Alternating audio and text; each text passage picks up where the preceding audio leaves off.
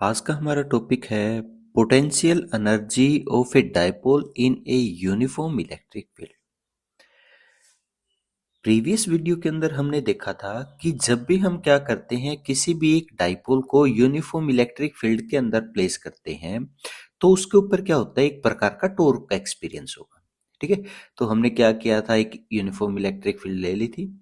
तो यहाँ पे हमने क्या किया था, एक डाइपोल प्लेस किया था। यहाँ पे हमारा पॉजिटिव क्यू चार्ज था, यहाँ पे हमारा नेगेटिव क्यू चार्ज था।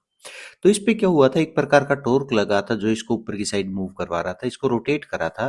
And that torque is equal to P E sine theta. Theta हमने यहाँ पे क्या किया था, डाइपोल और इलेक्ट्रिक फील्ड के बीच में हमने क्या है, एंगल को एज्यूम कर लिया था।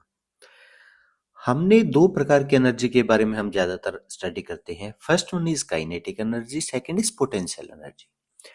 Potential energy means energy store in a body due to its position और ड्यू टू हाइट।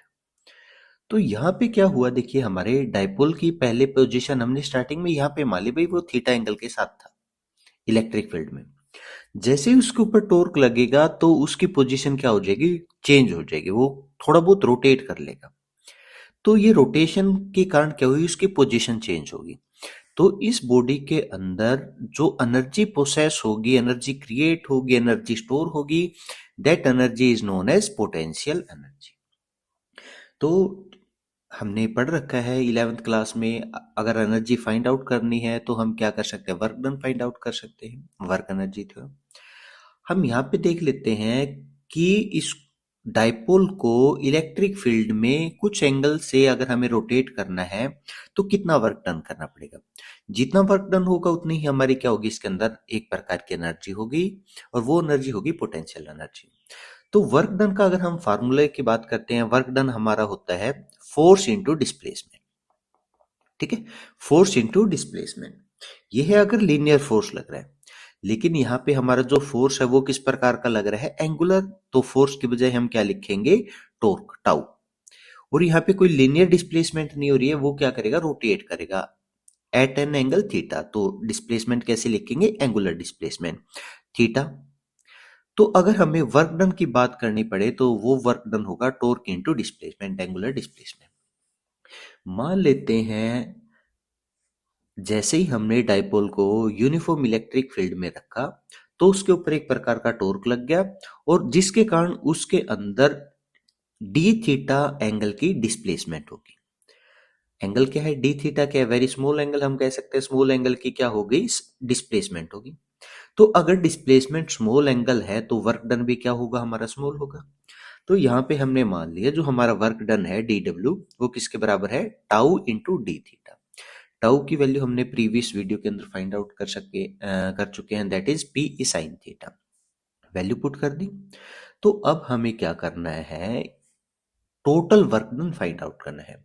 तो ये हमारे पास क्या था, स्मॉल वर्क डन। ठीक है, स्मॉल वर्क डन। हमें क्या करना है, total work done find out करना है। तो जहां भी टोटल आ जाए तो हमें क्या करना पड़ेगा, इंटीग्रेशन करना पड़ेगा। मान लीजिए हमें total work done find out करना है from theta one two theta two. दो एंगल के बीच में हमें फाइंड आउट करना है कितना वर्क डन होगा। तो हम क्या कर सकते हैं, हमारी जो इक्वेशन है, मान लेते हैं इक्वेशन फर्स्ट है, उसका इंटीग्रेशन कर देते हैं from theta one two theta two. तो कितना आएगा, देखिए यहाँ पे हम क्या कर रहे हैं, थीटा के रिस्पेक्ट में इंटीग्रेशन कर रहे हैं। तो पीई के अंदर थीटा है ही नहीं, तो इसको क्या करेंगे, हम इंटीग्रेशन से बाहर रखेंगे। उसके बाद हमारा बच गया साइन थीटा डी थीटा, और हमारा जो साइन है उसका इंटीग्रेशन होगा माइनस ऑफ कोस थीटा। ठीक है, अगर साइन थीटा डी थीटा है तो इसका इंटीग्रेशन होगा minus of cos theta.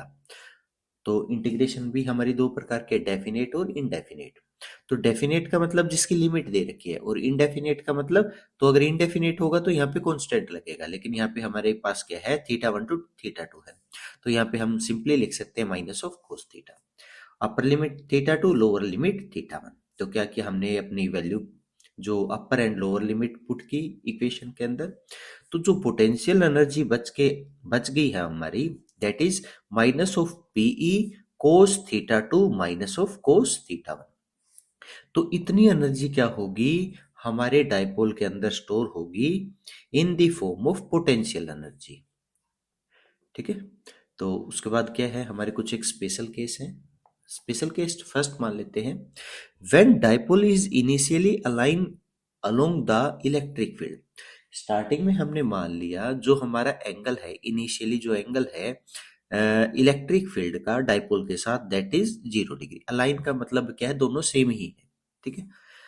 And we have to set it at an angle theta, हमें क्या करना है, उसको घुमा के थीटा एंगल तक लेके जाना है। तो यहाँ पे हमारा जो थीटा टू एंगल है दैट इज थीटा। तो हमारा फार्मूला था minus P E cos theta to, ठीक है, माइनस कोस थीटा वन। तो हमारे पास थीटा वन की वैल्यू है 0 डिग्री और थीटा टू की वैल्यू है हमारे पास थीटा। वैल्यू पुट करेंगे, जैसे ही पुट करेंगे theta cos 0 degree, cos 0 degree is equal to 1। तो हमारा जो फार्मूला है वो कितना बच गया है, minus PE cos theta minus 1। Second special case है हमारा, when dipole is initially at right angle. Starting में हमने मान लिया जो हमारा इनिशियल एंगल है, इनिशियल कौन सा, मतलब थीटा वन, वो कितना है, 90 डिग्री है।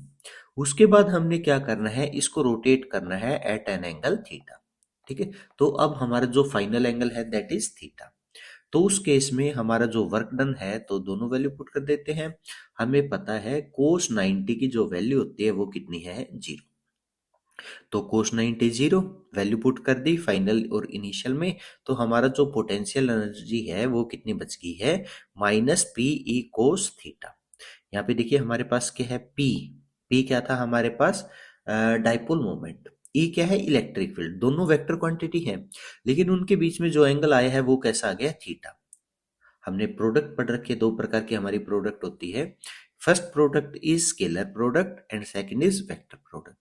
अगर स्केलर प्रोडक्ट होगी तो दो वेक्टर के बीच में जो एंगल बनेगा दैट इज कोस थीटा। तो यहाँ पे हमारा एंगल कैसा बन गया, कोस थीटा। तो जो हमारा आंसर आएगा, आंसर का मतलब जो एनर्जी बची है वो किस प्रकार की है, हमारी एक प्रकार की हम कह सकते हैं स्केलर क्वांटिटी है, ठीक है। तो कोस थीटा की बजाय हम क्या लिख सकते हैं, u is equal to minus P vector dot E vector. ये दोनों तो वेक्टर थे, लेकिन जो आंसर आएगा वो किस प्रकार का आएगा, स्केलर क्वांटिटी है, ठीक है। और इसकी जो यूनिट होगी हमारी, वो क्या होगी, जूल, क्योंकि एनर्जी की हमें यूनिट पता है कितनी होती है, जूल।